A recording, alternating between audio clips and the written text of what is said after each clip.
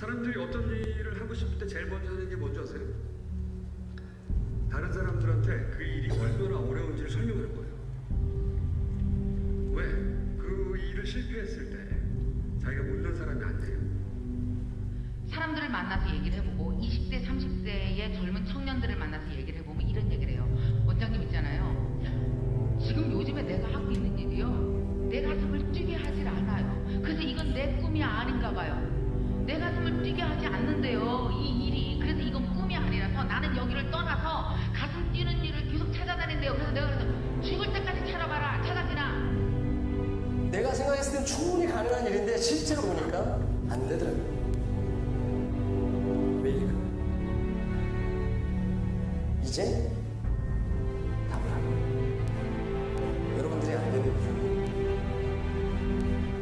딱 하나예요. 여러분들은 안 돼요.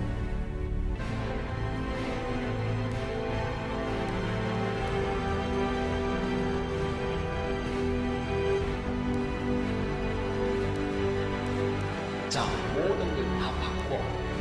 어느 정도 바꿔야 되느냐? 어머니, 아버지, 일가 친척, 형제, 자매 되고 싹 다 바꿔. 친구까지 다 바꿔버려.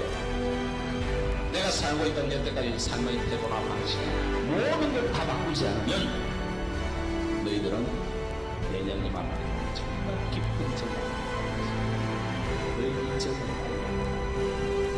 조금만 힘들고 고통스러운 것은 내년만 현재의 너희 모습을 보지 말고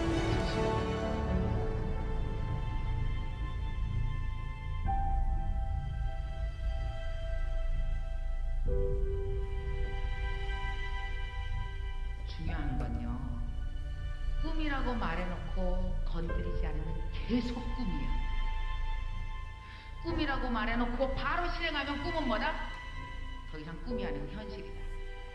여러분 꿈자를 가슴속에 오래 두지 마십시오. 바로 현실로 전환시켜버리세요.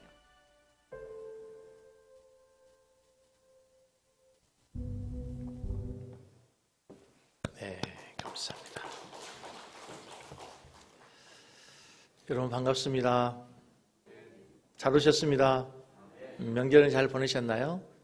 네, 우리 전우자로 인사하겠습니다. 오늘 은혜 받고 가시기 바랍니다.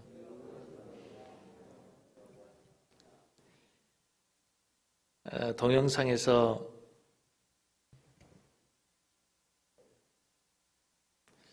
그런 멘트가 나오죠. 바꿔야 된다, 변해야 된다. 내 가족, 친구, 친척까지도 다 바꾸지 않으면 변화될 수 없다.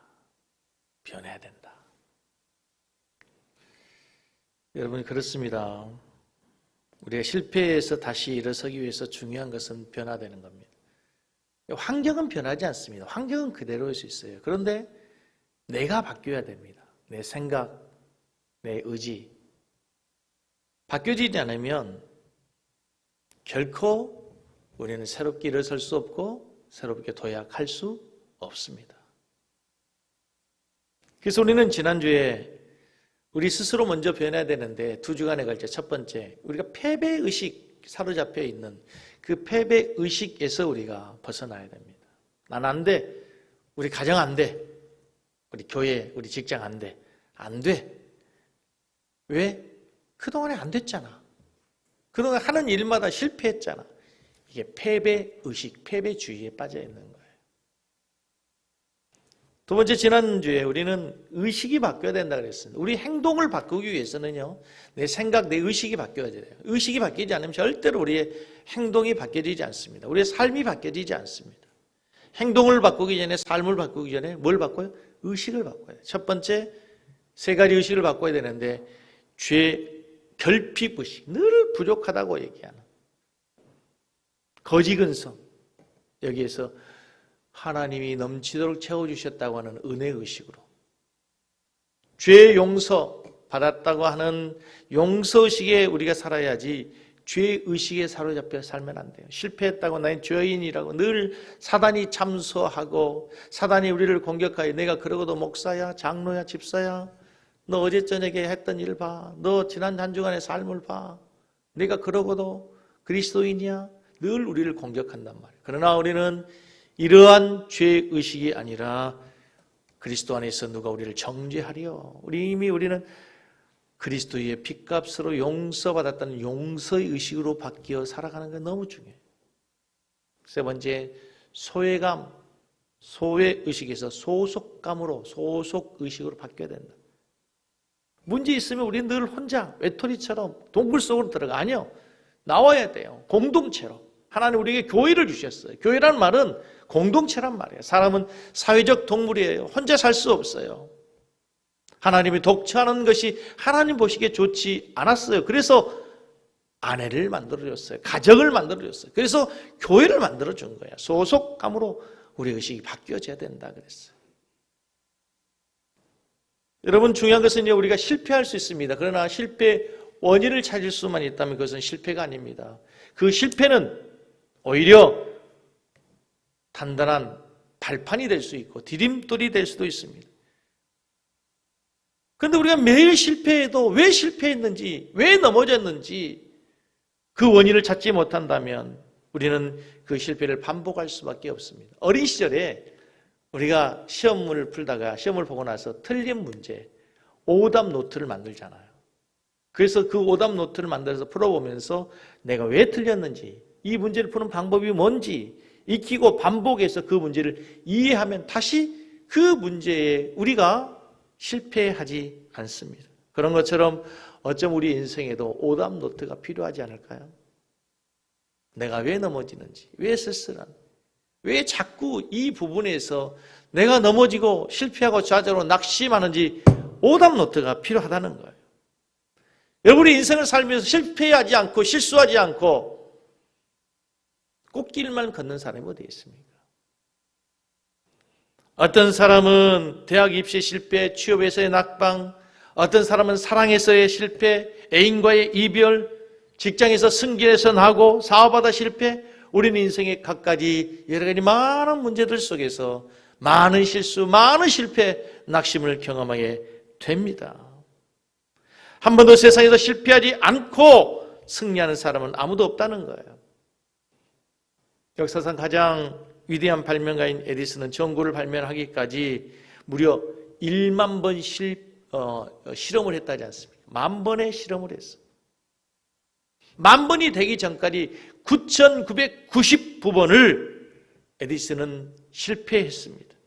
그가 위대했던 것은 9,999번을 실패해서가 아니라 9,999번을 일어났다는 거예요. 9,999번을 실패했다가 중요한 게 아니라 9,999번을 다시 도전했다는 거예요. 지금 우리는 다시 일어서기라고 하는 큰 주제를 가지고 말씀을 묵상하고 있습니다. 여러분, 하나님께서 우리에게 주신 우리의 삶, 우리의 인생은 하나님의 선물입니다. 아멘? 여러분의 인생 여러분의 건 아니고 진화론자들이 얘기하는 것처럼 어느 날 우연히 생긴 게 아니고요. 하나님의 위대한 계획 속에 하나님 우리에게 주신 선물이에요, 선물. 뿐만 아니고 성경에서 우리를 그리스도의 핏값으로 사셨다고 합니다. 우리가 얼마짜리냐면 예수님짜리예요. 예수님을 팔아 예수님의 핏값으로 우리를 사신 예수님짜리.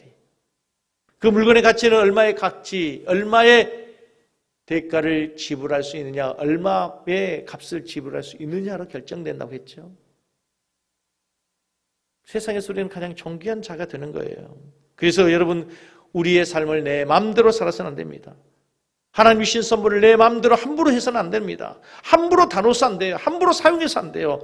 내 마음대로 포기하고 주저앉아 버리면 우리를 향하신 하나님의 뜻을 이해할 수 없는 거예요.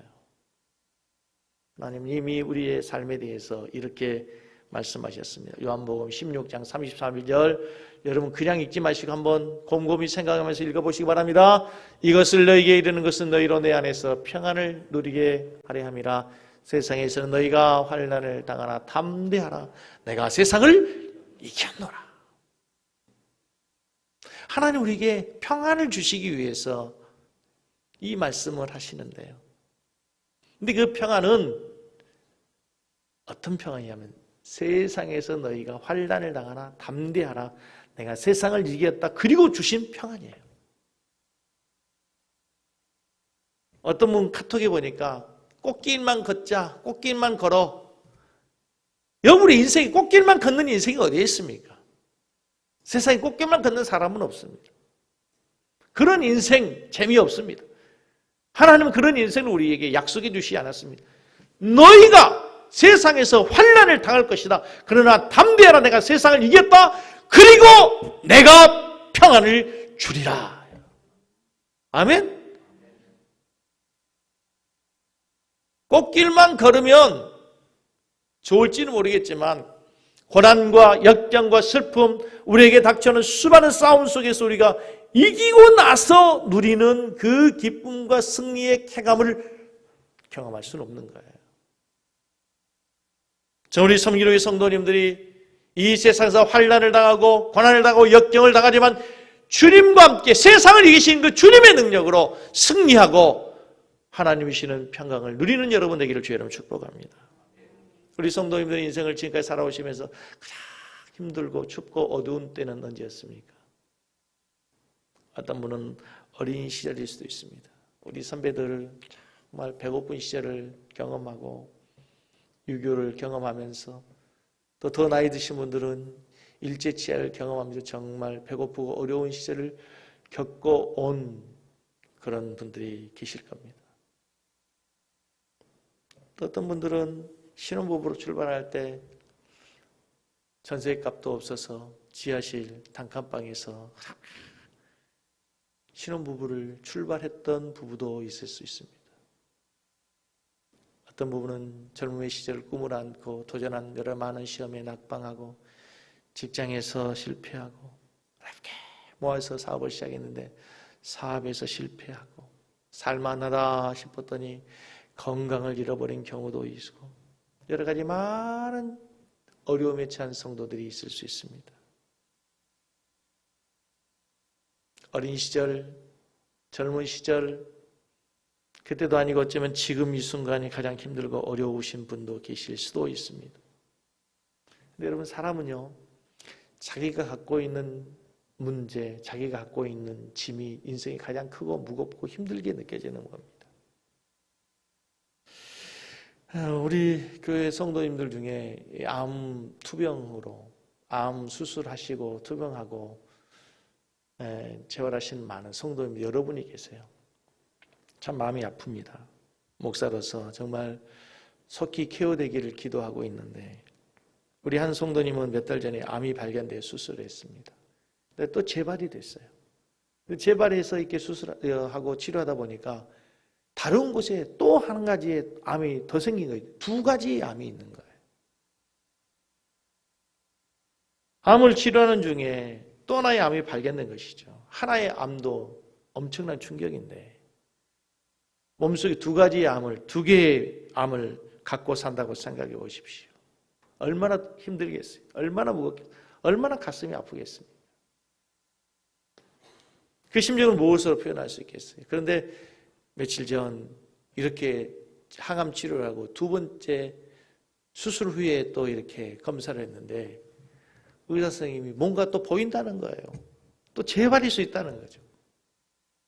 근데 다시 검사를 하고 나서 의사 선생님이 그것은 깨끗하게 그 암은 치료됐습니다. 이제 하나의 암을 또 치료하면 된대. 그런데 그 소식을 전하는 우리 성도님이 눈물을 흘리면서 감사해서 고맙다고 목사님 기도해 주셔서 감사하다고. 내가 볼 땐 하나도 감사할 수 없어요. 왜냐하면 다 치료된 게 아니라 지금 하나의 암은 시작도 못하고 있잖아요. 또 하나의 암이 있잖아요. 그런데도 불구하고 감사하다는 거예요. 살다 보면 여러분 우리의 힘으로 할 수 있는 것이 아무것도 없고 모든 것을 다 놓아버리고 싶을 때가 있습니다. 그때 우리가 어떻게 일어날 수 있을까요? 오늘 본문에 보면 야곱이 정말 어쩌면 우리와 같은 정말 낙심천만한 상황에 놓여 있습니다. 성경에 많은 인물들 가운데 가장 가장 많은 고난을 경험한 사람 가운데 한 사람이 바로 야곱입니다. 야곱은 스스로 말하기를 바로 앞에서 내가 나그네의 삶 험악한 세월을 보냈습니다라고 고백할 정도로 야곱은 정말 험악한 삶을 살았습니다. 심지어 엄마의 태중에서부터 형 에서와 다투기 시작합니다. 형 에서의 장자권을 빼앗기 위해서 아버지를 속입니다. 팥죽 한 그릇에 형의 장자권을 사고 아버지를 속이고 축복을 받습니다. 그것이 화근이 되어서 이제 형 에서의 칼날을 피해서 자기 아버지 집 어머니 고향을 따라서 먼 곳 밧단 아람 외삼촌 집으로 피난해야 됐습니다. 밧단 아람 외삼촌 집에서 아내를 얻기 위해서 사랑하는 라헬을 얻기 위해서 7년을 종살이 합니다. 수일처럼. 그런데 외삼촌이 거짓말을 합니다. 라헬을 주지 않고 사랑하는 레아를 줘서 또다시 7년, 14년을 종살이 한 다음에 사랑하는 아내를 얻었습니다. 그리고 20년 동안 종살이 하면서 그는 10번이나 삼촌이 주겠다고 약속한 노동의 대가 품삯을 10번이나 변개하면서 약속을 지키지 않습니다. 얼마나 억울하겠습니까? 그런 가운데서도 하나님께서 순간순간 지키고 보호해 주셔서 이제 20년이 지난 후에 보니까 4명의 아내와 12명의 자녀를 거느리고 마침내 거부가 되었다 그럽니다. 그러고 나서 이제 금유한양 고향으로 돌아가게 됩니다.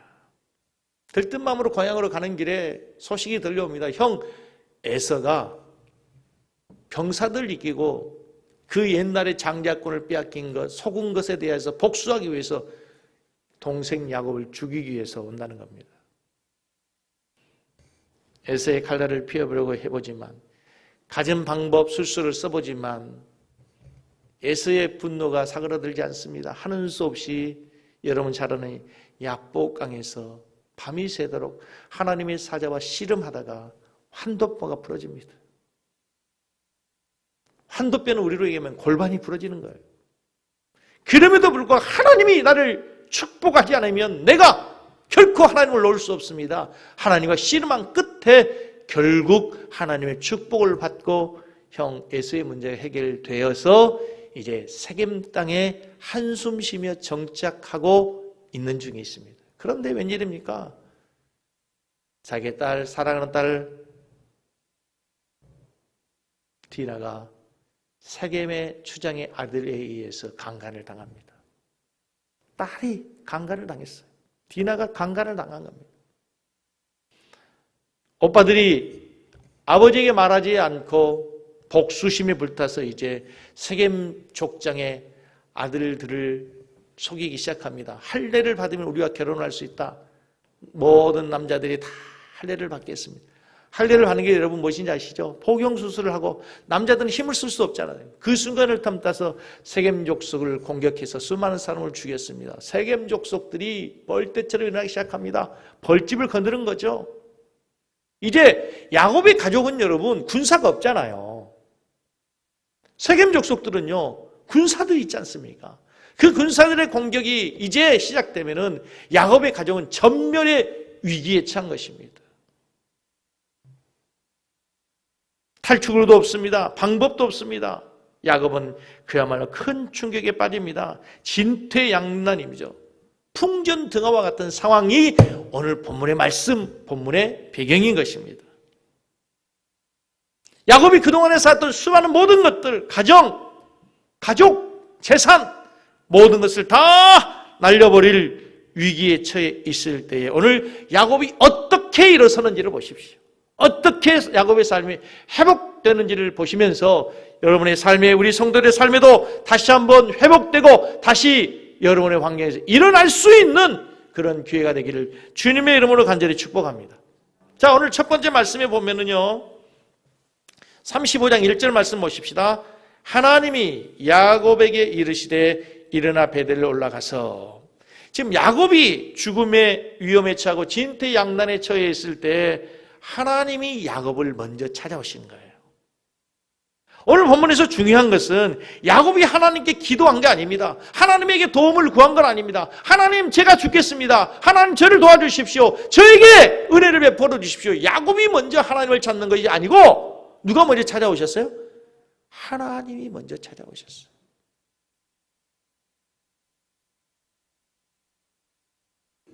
무슨 얘기입니까? 야곱은 하나님을 잃어버렸지만 하나님은 야곱을 절대로 잃어버리지 않으신 겁니다. 야곱의 생각에서 하나님은 존재하지 않았지만 하나님은 결코 야곱을 떠나지 않으셨습니다. 더 이상 야곱이 견디기 어려울 힘든 상황 속에서도 야곱이 하나님에게 도움을 요청하지 않았음에도 불구하고 하나님이 먼저 찾아오셔서 야곱을 도와주시겠다고 하나님이 먼저 찾아오신 거예요. 여러분, 이게 은혜입니다. 이게 복음입니다. 이게 우리가 믿는 하나님이시라는 거예요. 엠마오로 가는 제자들이 있었습니다. 그들은 예수님을 따르면서 나름대로 꿈과 비전이 있었습니다. 예수님을 따르면 하나님의 나라가 임할 때 우리도 우리의 꿈을, 우리의 비전을 이룰 수 있을 거야. 웬일입니까? 그런데 어느 날 예수님께서 힘없이 십자가에서 그냥 죽어버리는 거예요.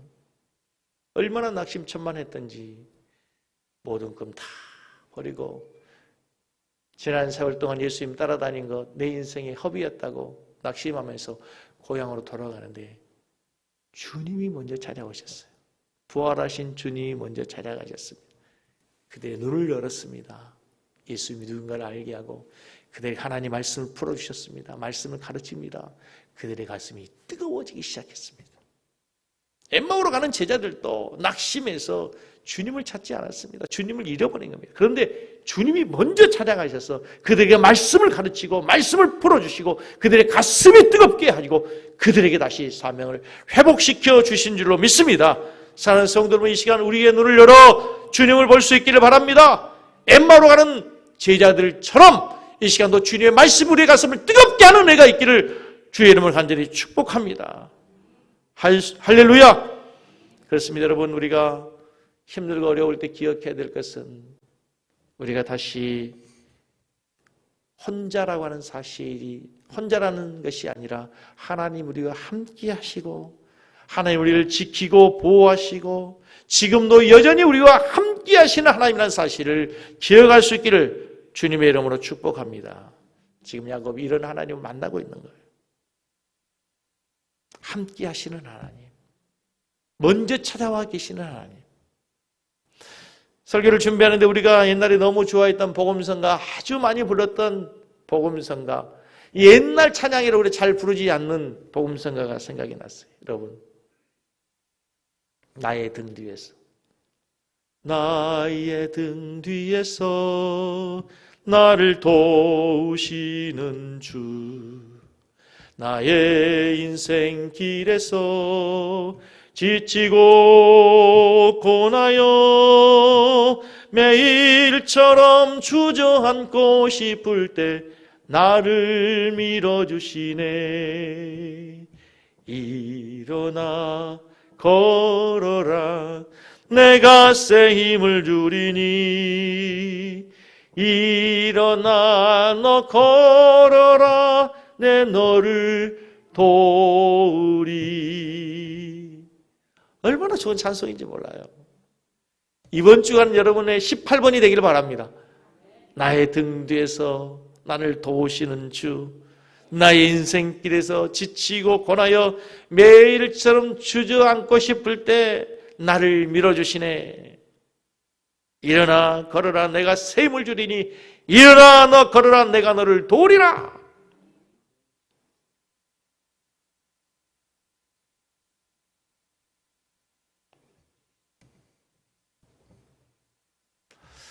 오늘 하나님께서 야곱에게 찾아오셔서 야곱에게 하시는 말씀에 주의를 기울여볼 필요가 있어요. 하나님이 찾아오셨다는 것도 중요하지만 찾아오셔서 주님이 뭐라고 말씀하시는가, 이게 더 중요해요. 오늘 하나님께서 야곱에게 찾아오셔서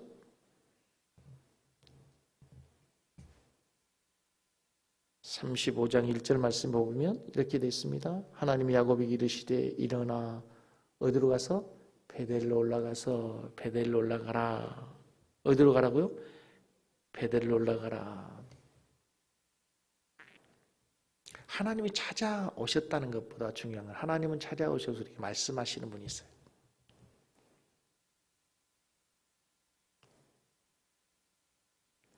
하나님이 찾아오셨는데 아무런 말씀이 없다면 이건 큰 문제예요. 하나님 반드시 우리에게 말씀하세요. 그런데 야곱에게 오셔서 하시는 말씀이 뭐냐면 어디로 가래요? 베델로 올라가라. 도대체 베델은 어떤 곳이기에 야곱에게 베델로 올라가라 말씀하시는 겁니까? 베델이 어떤 곳입니까? 벌써 30년 전입니다. 야곱이 형을 속였다고 하는 그 죄로 인해서 장자권의 축복을 빼앗았다고 해서 에서의 분노가 하늘을 찔렀습니다. 야곱은 어쩔 수 없이 어머니의 도움으로 인해서 삼촌 라반의 집으로 밧단 아람으로 피신하게 됩니다. 혼자서 밧단 아람으로 가는 길이 참으로 외롭고 고독하고 쓸쓸합니다. 먼 길을 가다가 하는 수 없이 밤이 되어서 광야에서 들판에서 돌을 베게 하고 하늘을 이불 삼아 잠을 청합니다. 잠이 오겠습니까? 얼마나 두렵겠습니까? 형 에서가 추격해 올까 두렵고 그 먼 길을 무사히 갈 수 있을까는 불안한 마음으로 헤로드 내가 삼촌 집에 갔을 때 외삼촌 라반이 나를 받아줄까 하는 걱정하는 마음에 잠을 잘 수 있겠습니까? 그런데 바로 그때 하나님께서 야곱에 나타나십니다. 28장 13절에 보면 하나님께서 야곱에게 나타나셔서 28장 13절에 보면 하나님이 야곱에게 자신을 소개합니다. 뭐라고 소개합니까? 13절 또 보니 여호와께서 그 위에 서서 이르시되 나는 여호와니 너의 조부 아브라함의 하나님이요 이삭의 하나님이라. 내가 누워있는 땅을 내가 너와 내 자손에게 주리라. 하나님이 야곱에게 약속해 주신 하나님은 어떤 하나님입니까? 너의 조상, 너의 조부 아브라함의 하나님이다. 너의 아버지 이삭의 하나님이다. 이제 내가 너의 하나님이 되어서 내가 누워있는 땅을 내가 너와 내 자손에게 줄 것이다. 아브라함의 하나님, 이삭의 하나님이었던 그 하나님이 이제 너의 하나님이 될 것이다. 그 약속의 말씀을 듣고 창세기 28장 21절로 22절에 보면 야곱이 하나님에게 약속합니다. 내가 평안히 아버지의 집으로 돌아오게 하시면 여호와께서 나의 하나님이 되실 것이요. 하나님이 누가 된다고요? 내 하나님이 될 겁니다. 이제 내가 기둥으로 세운 일돌들이 하나님의 집이 될 것이요 하나님께서 내게 주신 모든 것에서 10분의 1을 내가 반드시 하나님께 드리겠습니다. 다시 말하면 베델은 어떤 곳이냐면 베델은 야곱의 일생에서 처음으로 하나님을 만나고 하나님의 은혜를 경험한 장소예요. 그곳에서 하늘이 열려서 천사들이 오르락 내리락 하고 하늘의 문이 열리고 그곳이 처음으로 하나님의 이름을 불렀어요. 하나님이 이곳에도 계시다니 이곳은 하나님의 집이요 하늘의 문이로다. 아니 하나님께서 이런 누추한 곳 이런 광야에까지 찾아오셔서 나와 함께 하시다니 이곳이 바로 하나님의 집이요 하늘의 문이로구나. 하나님의 은혜를 경험하고 하나님을 찬양했던 곳 그곳이 어디예요? 베델이에요. 베델. 하나님께서 그곳으로 올라가라는 겁니다. 내가 지금 이 고난을 만났을 때 내가 이 위기를 극복하기 위해서 내가 돌아가야 될 곳은 다시 너의 삼촌집, 내가 부자 되었던 너의 삼촌집으로 간 거 아니다. 너를 도와줄 수 있는 너의 부모가 있는 너의 고향 아버지 집도 아니다.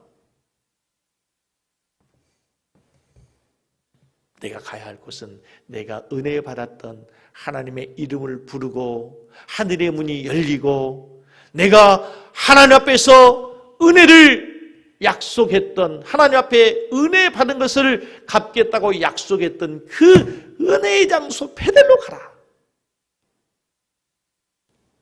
그렇습니다. 여러분, 우리가 다시 일어서기 위해서 우리의 삶을 회복하기 위해서 우리의 신앙과 믿음을 회복하기 위해서 우리가 다시 가야 할 곳이 있습니다. 친구도 아니고 고향도 아니고 취미생활 한다고 되는 것도 아닙니다. 우리가 만났던 하나님께로 돌아가는 것입니다.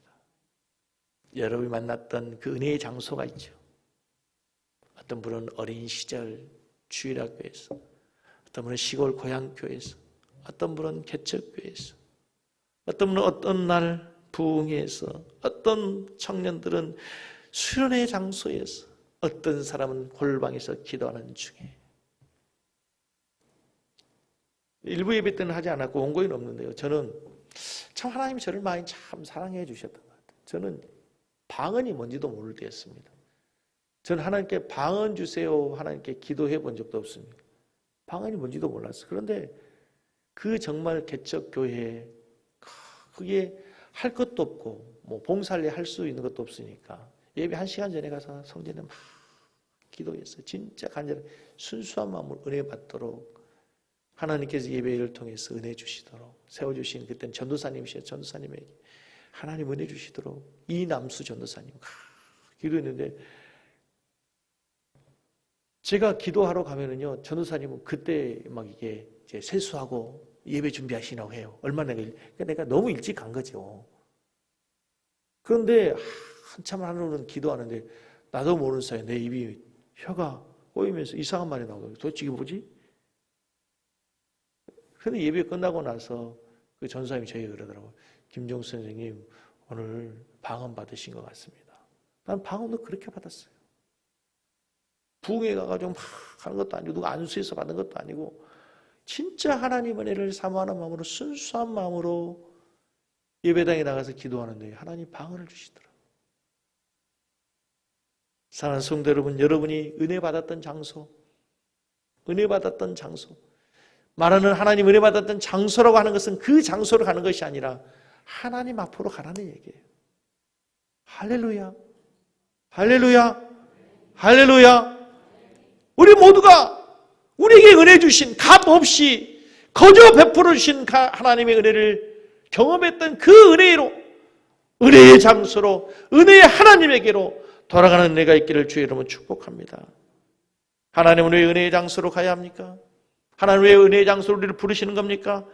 하나님께서 야곱을 왜 은혜의 장소 베델로 부르시는 것입니까? 오늘 본문 말씀에 보면 아주 중요한 이유가 있어요. 오늘 창세기 28장 21절 말씀에서 보시면 그 베델에서 야곱이 무슨 일을 했으며 어떤 일이 있었습니까? 28장 21절 내가 평안히 아버지의 집으로 돌아가게 하시면 여호와께서 나의 하나님이 되실 것입니다. 거기서 야곱이 처음으로 고백한 게 있습니다. 하나님은 나의 하나님이십니다. 나는 하나님의 백성입니다. 무슨 말이에요? 내가 누구인가를 안 거예요. 하나님이 누구인가를 알고 내가 누구인가를 알았던 것이에요. 비록 아무것도 없는 빈 턴털이 몸 하나 의지할 것도 없는 정말 그의 손에 잡은 거 없고 그의 삶에 가진 거 아무것도 없지만 광야에서 돌베개하고 잠을 자야 되는 신세이지만 하나님은 나의 하나님이 되어주셨습니다. 이제 나는 하나님의 자녀입니다. 이제는 하나님의 백성으로 살겠습니다. 고백했던 장소예요.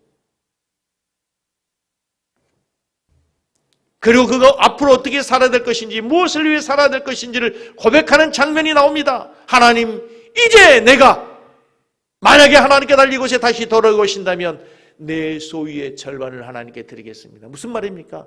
11조를 드리겠다는 말이 무슨 말이에요? 하나님의 주권을 인정하는 삶을 살겠습니다. 다시 말해 이제는 하나님을 나의 주인으로 모시고 살겠습니다. 모든 것이 다 하나님이 주신 것으로 알고 하나님의 주권을 인정하고 하나님의 자녀로 하나님의 백성으로 살겠습니다 라고 다짐했던 곳, 약속했던 곳, 서원했던 곳이 그 베델이라는 것이에요. 그 베델로 가라.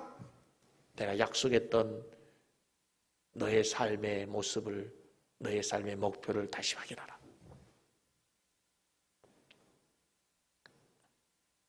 그런데 여러분, 이 베델의 언약이 있는 지 30년이 지나는 동안 야곱은 지금 자기가 누구인지 그리고 무엇을 위해 살아야 되는지를 잃어버리고 살았습니다.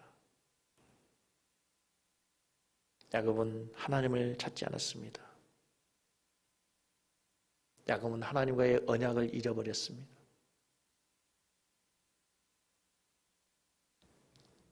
사랑하는 성도 여러분, 이 시간 우리가 이 어려운 시기를 보내면서 우리의 삶을 한번 돌아보시고 점검할 수 있기를 바랍니다. 나는 과연 하나님의 은혜 아래에 서 있는가? 하나님과의 약속은 잘 지켜지고 있는가? 그때 하나님께 은혜 받고 하나님께 기도했던 그 기도의 삶을 살아가고 있는가? 그 은혜의 장소에 가서 다시 하나님을 만나고 하나님 앞에 흘렸던 눈물을 회복하고 약속을 다시 한번 회복하는 여러 성도들이 다 될 수 있기를 다시 한번 주님의 이름으로 축복합니다. 할렐루야.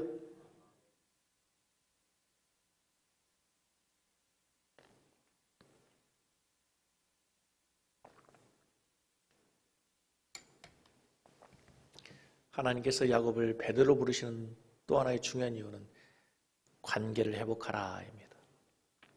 누구와의 관계를? 하나님과의 관계를 회복해라.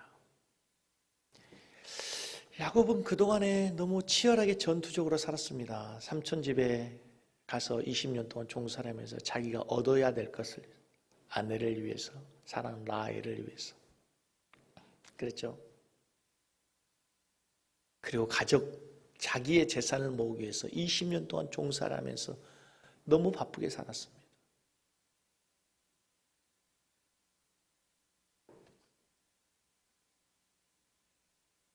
그 옛날 베델에서 하나님께 드렸던 그 순수한 기도, 하나님 은혜에 대한 약속, 자기가 하나님의 백성으로서 이제 어떻게 살겠다고 하는 그 다짐도 다 잃어버렸습니다.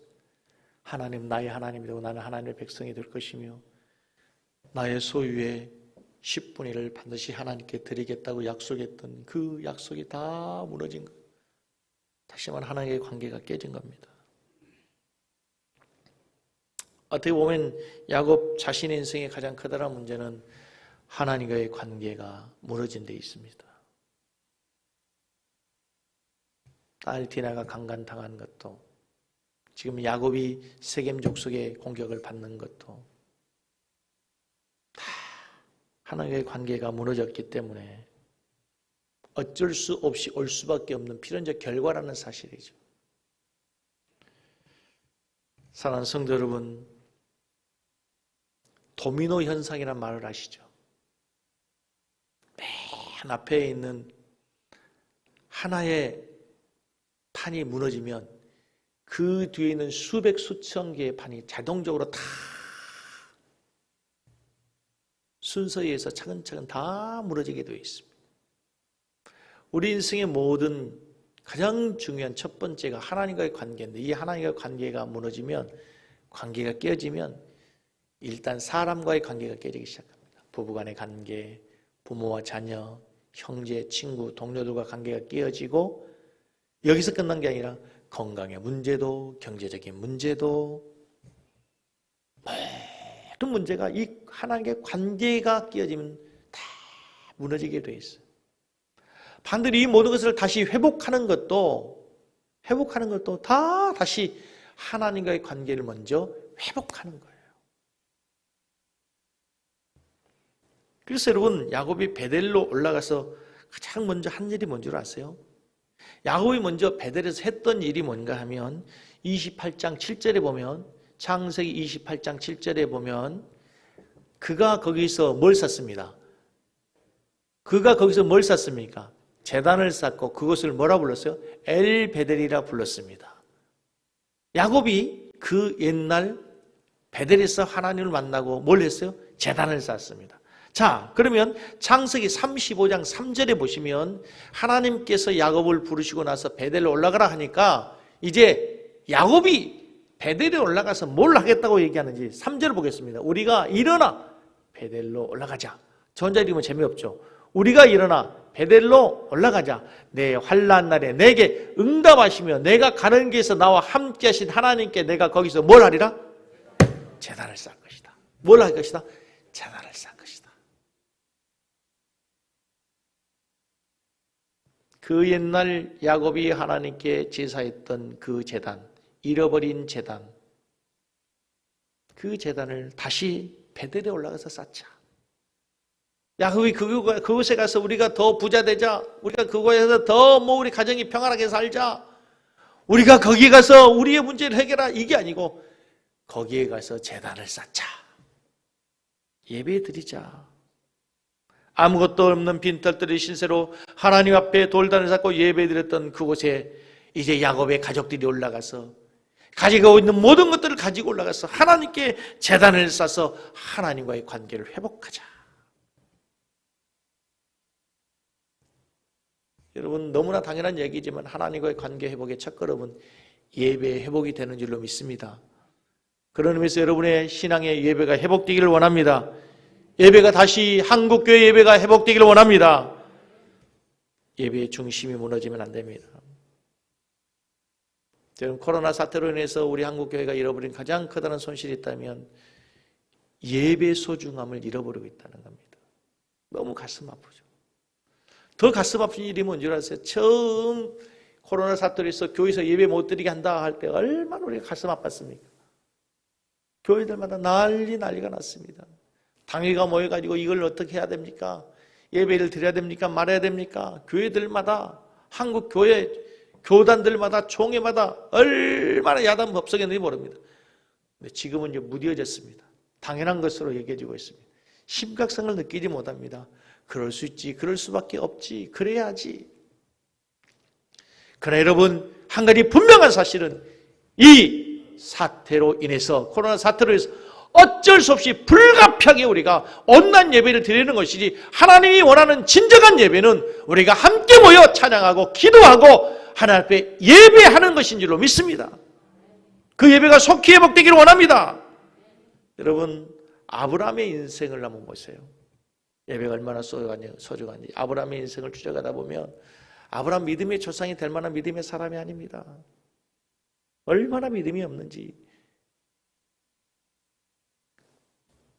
흉년을 만나자 가지 말아야 될 애굽으로 내려가고, 거기서 자기 아내 빼앗길까 봐 겁장이 비겁장이로 누이라고 속이고, 아내를 빼앗기고, 또 거기서 돈을 받아가지고 오고, 하나님께서 아들 주겠다고 그렇게도 약속하지만 아들을 주겠다는 약속 믿지 못해서 엘리에셀이나 내 후계자 되기 원합니다. 내 하갈을 통해서 이스마엘을 낳기도 하고, 계속 하나님이 아들을 주시겠다 약속하지만 약속을 믿지 못합니다. 그런데 아브라함이 믿음의 조상이 마지막까지 됩니다. 이유가 뭔지 아세요? 야곱의 생애, 죄송해요. 아브라함의 인생에서 마지막까지 아브라함이 믿음의 조상이 될 수 있었던 이유는 곳곳마다 그 위에 순간순간마다 끝나고 늘 아브라함이 하나님께 제단을 쌓습니다. 그리고 마지막에는 자기 아들까지도 번제로 드릴 만큼 예배를 소중히 여기는 거예요. 다윗의 인생을 보십시오, 여러분. 다윗의 인생에 정말 기억될 만한 순간, 역사적인 장면들이 얼마나 많습니까? 춤춰야 될, 노래해야 될 순간들, 승리의 순간들이 얼마나 많습니까? 야곱이 골리앗을 물찌릅니다. 왕의 사위가 됩니다. 군대 장관이 됩니다. 드디어 사울왕의 추격을 뿌리치고 이스라엘의 왕이 됩니다. 야곱이 춤추지 않았습니다. 그런데 하나님의 법궤가 예루살렘 성으로 들어올 때 야곱이 춤을 춥니다. 바지가 내려가는지도 모르고. 이거 법궤가 온다는 얘기는 뭡니까? 예배가 회복된다는 거예요. 하나님께 예배할 수 있다는 거예요. 그래서 결국 그가 이스라엘의 가장 위대한 성군이 되게 되는 거예요. 이제 하나님의 말씀을 맺습니다, 여러분. 우리 누구나 다 야곱과 같은 어려운 위기에, 어려운 환경에 처할 수 있습니다. 그때 우리가 다시 일어나기 위해서 중요한 것은 베들로 가는 것입니다. 그 베들은 어떤 곳입니까? 하나님의 은혜의 장소입니다. 주님을 만났던 곳입니다. 내가 누구인가를 아는 것입니다. 내가 무엇을 하며 살아야 될 것인가를 알았던 곳, 그 은혜의 장소로 가셔야 됩니다. 그리고 그곳에 가서 뭘 합니까? 예배가 회복돼야 됩니다. 자, 우리 섬기는 교회 성도님들 한 주간의 삶 속에서 이 은혜가 꼭 회복되고 함께 하시기를 주의 이름으로 간절히 축복합니다. 우리 한번 찬양하시면서 준비하신 예물을 드리고 난 후에 통성으로 한번 기도하겠습니다. 옷이 실하신 줄